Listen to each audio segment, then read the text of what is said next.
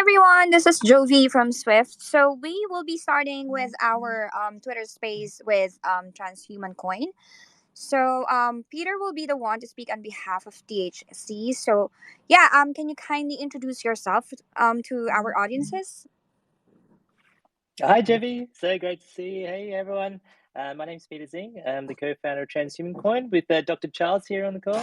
Dr. Charles can also request to speak later today as well. I'm a former director of emerging technologies at KPMG, and been a transhumanist over the last 8 years. One of I had my early days, had a near-death experience, realizing how fragile life is, and actually exploring the future of AI and longevity really got me into transhumanism.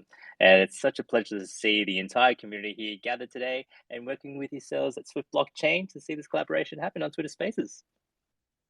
That's great. So yeah, how about Charles? Do you want to introduce yourself to our audience? Yeah, Jovi. Hi, everyone. Hi. My name is Charles, and I'm a technology entrepreneur, a transhumanist with special interest in longevity, AI, and cryonics. And I'm co-founder of Transhuman Coin. Jovi, good to hear your voice. It's been years we've been talking. Yeah.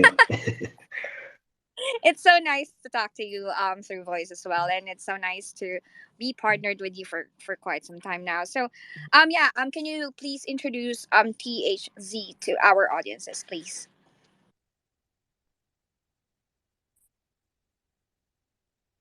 Yeah, Peter. Oh, hi. Yes, back to me. Yes, Transhuman Coin is the official currency of the transhumanist movement. So transhumanism, for those that don't know, is really a movement, a global movement of people that all around the world that want to really extend our healthy human lifespans, enhance our intelligence, and improve our well-being using science and technology. Now, it's a movement that's been going on since, I guess, maybe for many decades now. Ever since the science fiction days came about, we had the moon landing, and people were like, wow, what if we could apply science and technology to everything that it means to transcend our human biological limitations? And we're seeing that today. People are using ChatGPT to do their work to be more productive, but eventually that's going to enhance how they interact with the world through things like the Apple Vision Pro. Augmenting our intelligence through how we see the world around us. And we're also seeing science and technology develop to look at the aging process and treat it as every other disease as well.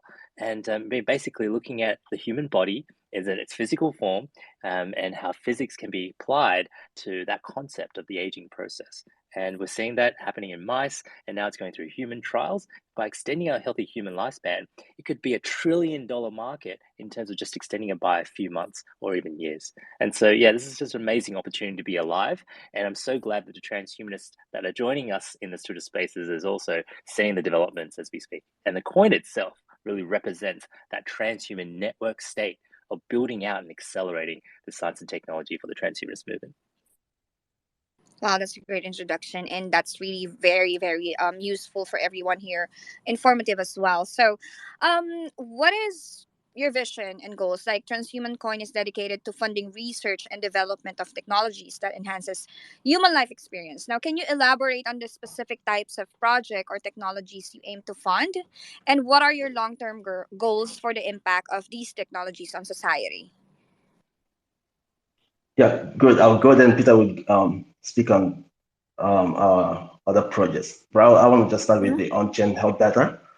We are currently, we've received a grant from Hello Grants, and that is by IoTex, which would enable us to build a decentralized database, on IoTex's blockchain. The project would securely store genetic and health data for the purpose of conducting research on genetic diseases and other health issues, and also reward holders and participants for living healthy lifestyles. We also have the Transhuman Coin Metaverse.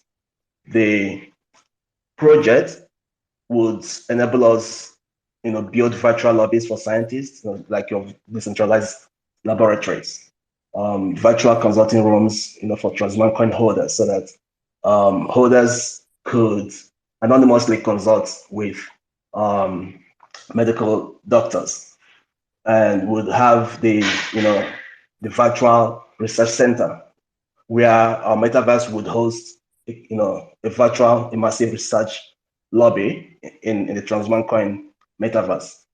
which would provide an immersive environment for scientific exploration. And hopefully we could have some breakthrough research and discoveries from our virtual research centers. Peter?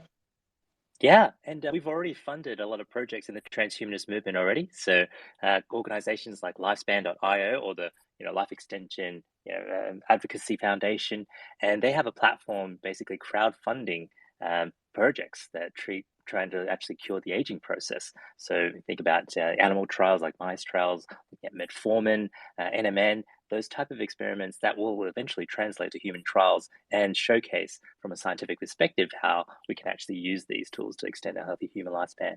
So Lifespan.io also creates a whole raft of videos like, on Cursiget in a nutshell, such as, why age, should we end aging forever? And also cure aging. And they also have a YouTube channel called Life Noggin. And so, yeah, please subscribe to those who want to find out more about healthy life extension and the latest in breakthroughs in science and technology in that area. We've also funded a company by the name of Abby by GoGoTech. They create autonomous electric wheelchairs and, the ability to make wheelchairs available to people that are in need, that have disabilities but can't access wheelchairs because of the price point. Well, the electric wheelchairs by Abby is actually going to democratize this technology. And so transhumanism, if you think about it, is not just about, all the science fiction and things like that we talk about in the future, but it's about people that have disabilities today to become, operating normal human beings in terms of the abilities that they can have. And eventually we use that as a platform to have super abilities. So think about the autonomous wheelchair, the Tesla of wheelchairs, right, going forward. And eventually that also has an open platform to integrate brain-computer interfaces. So you can actually use your mind to control where the wheelchair goes, just like your personal mobility robot. Thirdly, we've also funded an organization called FoxG1 Research Foundation. FoxG1 is a particular genetic disorder that is found in kids where the brain doesn't develop growing forward. So in Australia, we funded FoxG1 Research Foundation Australia, and go check out their website. It's amazing, Vec is doing as well, and basically helping his son Kush really get through this FoxG1 and try to find a cure going forward, and for other kids as well. And also we've looked at actually funded quite a few creative works in the longevity and AI space. One is going to be on, the last generation to die, right? Basically, we want to make sure that everyone understands that, the aging process is a disease we can treat today, and it will be a tragedy for us as a current generation to be the last generation to die, where future generations get the benefit of what we call longevity escape velocity. Basically, where every year that passes, they get a year back or more in healthy lifespan. So yeah, transhumanism is all actually about modern medicine, extending that healthy human lifespan.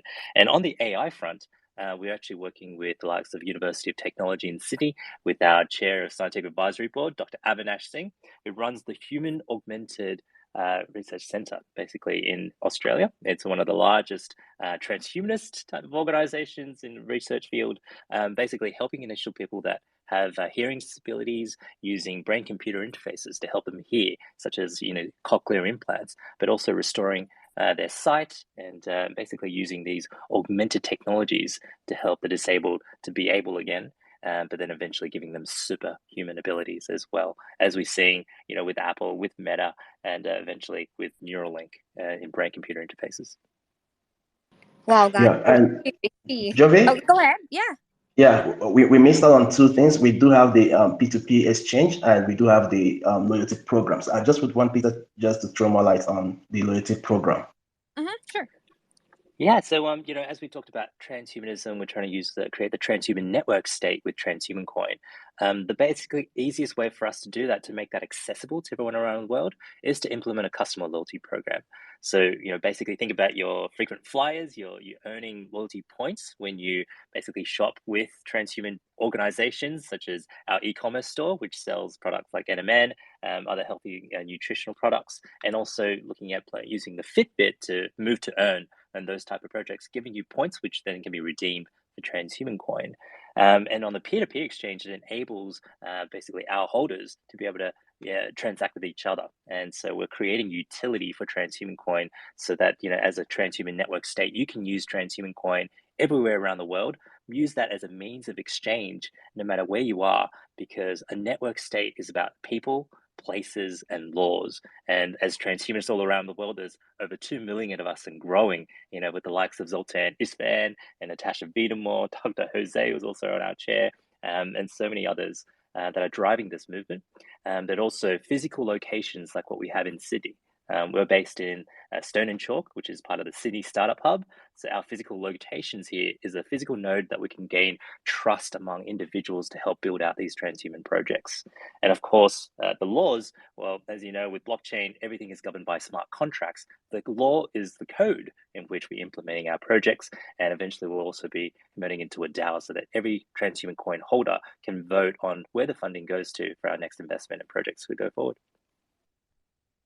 Wow, that's a really really great goal, and yeah, that's really great for your investors and partners as well. So, your tokenomics include 2% transaction fee that goes to Transhuman Fund wallet, 2% redistributed to holders, and 2% allocated for marketing. Now, can you explain how this percentage were decided, and how they contribute to the overall stability and growth of the token?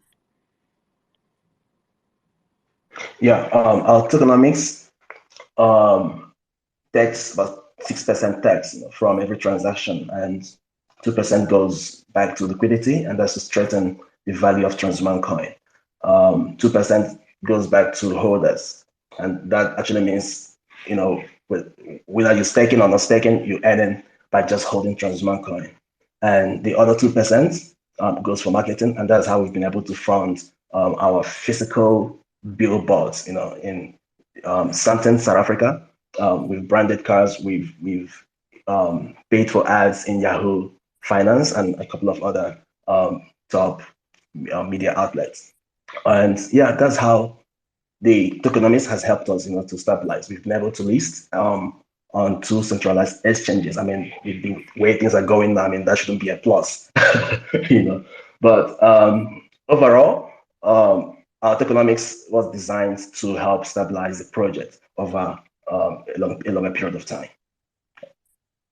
That's really good, and that's understandable when it comes to distributing funds. And yeah, that's a great way for your investors to be able to look at how their money was being used. And yeah, um another question that I have for you guys is that your website mentions a dedicated blockchain security and cybersecurity incident response team. Now, could you provide more details about the measures this team are taking to ensure the security of the transhuman coin ecosystem?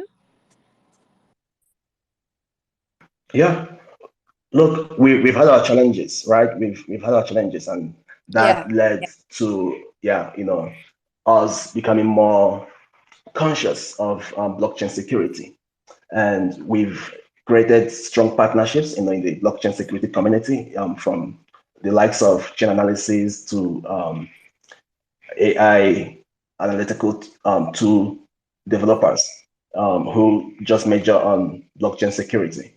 And what we're trying to do is not just to secure the Transhuman coin ecosystem going forward, but to provide blockchain security through our Valid.finance platform for other projects, And we're building out that partnership, we're building out products for that.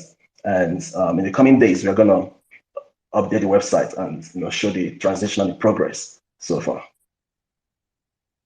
Okay, and yeah, who are your current partners in the blockchain and scientific communities, and how do these partnership contribute to the development of success of transhuman coin?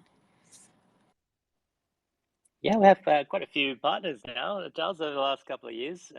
Firstly, to make it really formal in Australia, we're part of a member of Blockchain Australia. And, this is actually making sure that we actually can be at the forefront of regulation in Australia as well, trying to drive decentralized finance and get that adoption going here down under. We've also partnered with the likes of expert developers like Hashlock and Labris. These guys are very seasoned blockchain developers that we'll be looking to work with as part of the IoTeX bridge. And IoTeX that Charles mentioned earlier is another partner as well. We're also working with Ethereum. This is they're creating a NFT version of digital identity. And so these NFMEs can privately and securely share and monetize your data through their data dexes. And this is sort of the technologies that we want our transhumanists to be able to take back control of their data And so that it's not just going to be the large tech companies that are capturing the value, especially through AI and automation. We want to be able to, create a universal basic income for our holders through this mechanism. Quite a few other partners. I mean, on the scientific community, we mentioned some of the partners like Lifespan.io, but also around TAFT, so the organizations in Africa that are extending longevity for the population there as well. There's quite a few, Charles. I think I might have left out a few there. No, I think you've done quite well. And yeah, the rest we could always just send to Jovi for next time.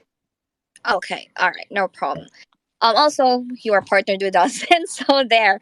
For future developments. Now, your website mentioned plans for a transhuman metaverse research network and decentralized laboratories in the metaverse. Now, could you provide more details about these projects and how they align with your overall mission? Yeah, so with one of the partners I left out was actually Africa Rare. So they're building a metaverse for Africa and all the villages and tribes, and basically this is how we actually been allocated a transhuman coin land in there. And they're actually in the process of building out, entire virtual world in this metaverse where we can eventually be able to do decentralized research, create the laboratories there, creating digital twins of the labs, and it's actually in the shape of one big brain. So we just recently held um, a presentation that Charles organized the stream for, and some of those designs is really trying to replicate the intricacies of the human brain and what it would be like, especially with Neuralink getting FDA approval. So some of those designs would be like, okay, well, if you were to, navigate the caverns of all the neurons and synapses and seeing how the human brain works in real time in a digital twin in this virtual environment, what that would be like. So yeah, we're starting out with pretty basic visuals at the moment, but expanding that out with the unleashing of, say, Unreal Engine 5 and beyond. We're going to see more and more of immersive experiences like this, and of course with the Apple Vision Pros and things like that, creating that an augmented reality experience too. Would be amazing to help the scientists out there collaborate and share their research no matter where they are. Okay. Yeah, that's a really good point. Now, I've known your team for quite some time, and I know that you guys are really good at what you do. So, could you share more about the background and expertise of your team members, and how do their individual skills and experiences contribute to the success of the transhuman coin? Yeah, personally, I'm a former director of emerging technologies. So I bring that sort of AI, Web3, extended reality expertise and innovation frameworks, and Mm-hmm. really trying to accelerate these projects. And Charles, he brings his cybersecurity, his leadership, and is also a strong following across Africa as well. You Yeah, can see from his yeah. Facebook profile, he's quite the influencer. And I think we contribute a lot of the successes of Transhuman Coin to Charles in formulating. Yeah, thank you. And we have Alice Su, who's currently the head of Metaverse at KPMG, and she's co-founded 3 other ventures, including a genomic data machine learning startup, a health startup, and she co-founded Transhumanism Australia with Peter. And she's also a startup mentor at CSIRO. She mentors on SciTech accelerator programs.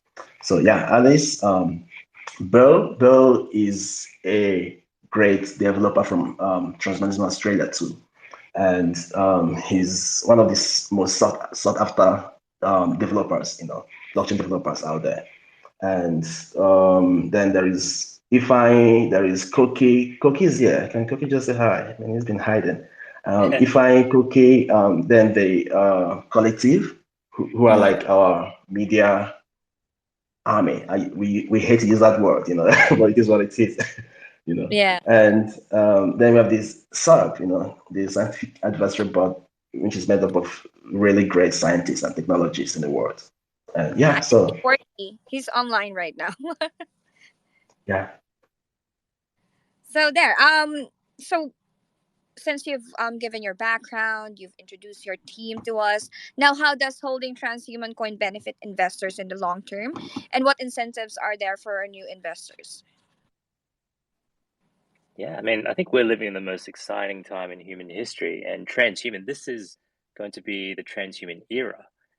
With all the AI capabilities coming on board, all the billionaires actually investing in longevity, and with brain computer interfaces and robotics coming online in this decade, I think transhumanism is actually going to go mainstream. And a lot of people that are adopting these technologies are still trying to coin that term, try to understand what it is that they're trying to drive forward. And transhumanism will become the mainstream adoption of that movement. And so the people that really want to extend their healthy human lifespans, be smarter, better, working healthier, and feeling better about the world, this is going to be the movement to actually drive it. We talk about memes and meme coins, right? I think Mhm. transhumanism will be the ultimate meme for humanity as we transcend these biological limitations beyond humanity, which is going to be this sort of transitory experience. And merging with AI is actually going to be the most important thing for our species right now.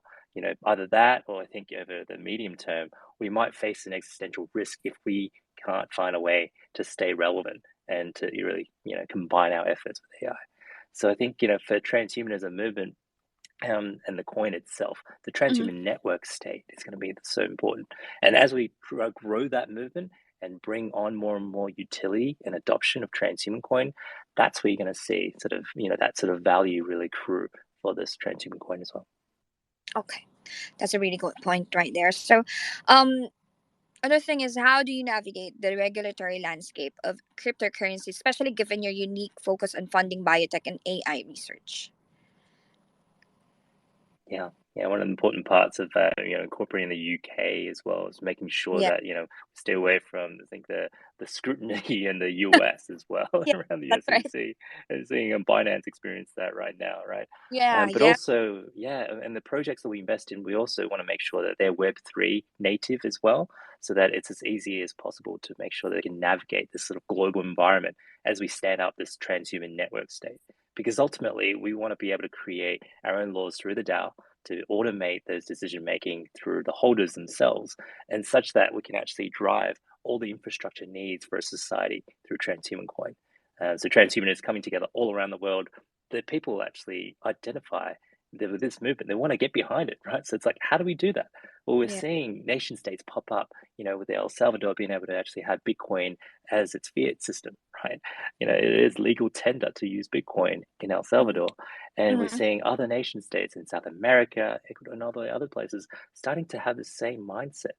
And it's either what we're seeing is that the US dollar hegemony is really collapsing, and we're seeing that digital yuan is also potential alternative. But really, if you want something that's completely decentralized, right, to be able to form behind a movement to create your own network state, I think transhuman coin is the one for transhumanism. So we're looking at islands like Aruba. This is actually the partner Simon Waslander, who's on the ground over there looking to build out utility for transhuman coin as potential state, and also with the UAE and Dubai, the Mhm. potential where they actually designate special economic zones, or they call them free zones in Aruba, to actually allow you to create these sort of network states through Web3. So yeah, really exciting time for the movement, also for what's happening around sort of this whole concept of governance all around the world. Yeah, that's great. Yeah, I hope that everything else will work as as it should be, right? So yes, go yeah, on, go on. Jovi, I'm just gonna add to that, to what Peter has just said. Now, we are doing our best to stay up to date with the evolving regulatory, environment, especially because we are a Delaware LLC, so we've we've moved to the UK to create our operational company, which is Valid Finance Limited in the UK, and we are currently consulting with legal experts, Mhm. seeking guidance from professionals who specialize in cryptocurrency regulations, and they're going to help us to understand, specific laws and obligations with regards to the activities we plan to undertake. And yeah, we also studying on the jurisdictions, especially places where we have more holders, the laws that govern crypto in those regions, in those jurisdictions, Nigeria, South Africa, Australia, um, the US, and Europe, Dubai and Aruba. So we have that time frame where we just say, look, we just have to study and understand the jurisdictions we're going to be operating in. And finally, we on our platforms, we're going to be implementing the KYC and AML policies, and that just to make sure that we are we are aligned with best practices out there. All right. Thank you. I actually don't have any more questions. So I'm opening up the discussion, or um any questions from our audiences is wait, let me just open it. Anyone who want to ask questions to Peter and Charles, please request to speak so I can approve it. Hey Mecca, can you hear me?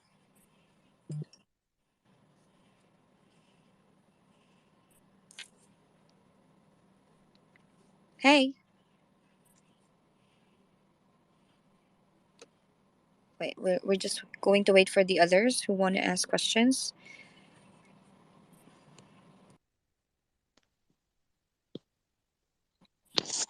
Good afternoon and good day. Hi, how are you? I'm fine. I'm fine. Mr. Charles, Mr. Peter, and also of others, I thank you for this space. I'm Emmanuel Nemekaibe. I have a question to ask Mr. Charles and Mr. Peter.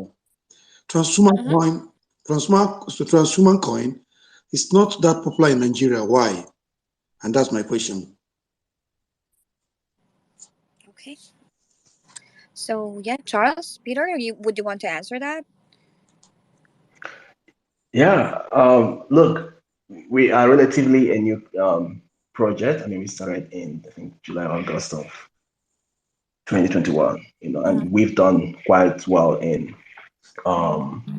advertising and reaching to the transhumanism movement, and then to the broader community out there, the crypto community. And we do understand that there are some regions that still would need a little bit of advertisements in, like Nigeria and other parts of Africa. And yeah, we do have plans to penetrate those markets. But currently, we're just building out our utilities and focusing on building our ecosystem and a strong community. But once we are done with this phase of development, we're going to reactivate marketing, and we'll penetrate more regions. Okay, thank you. Cool. Yep. Thank you, Emeka. Thank you for that question. Any other audience who would want to ask a question to Peter and Charles? You can request to speak.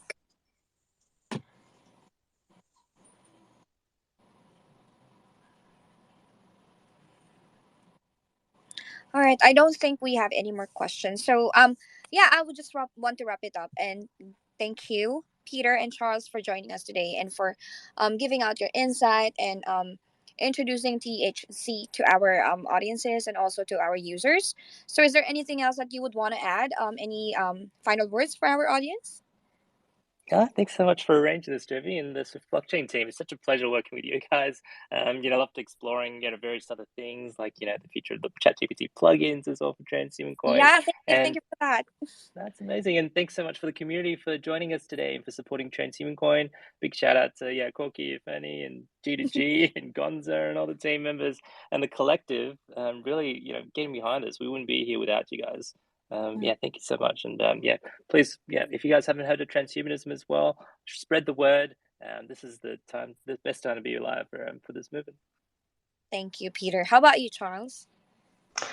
First, I just want to say thank you to you, Jovi, because you've actually just been quite helpful. You've been part of this project from thank you. almost the start, And to the SWFT blockchain community, to the Transhuman Coin community, thank you for all you do, for crypto, for Web3, for technology, and for the world. Thank you. All right, thank you so much. And for everyone who's listening right now and who has joined our Twitter space for today, thank you so much. And I hope you have a great day or night wherever you are. And yeah, goodbye, guys. Thank you. Bye.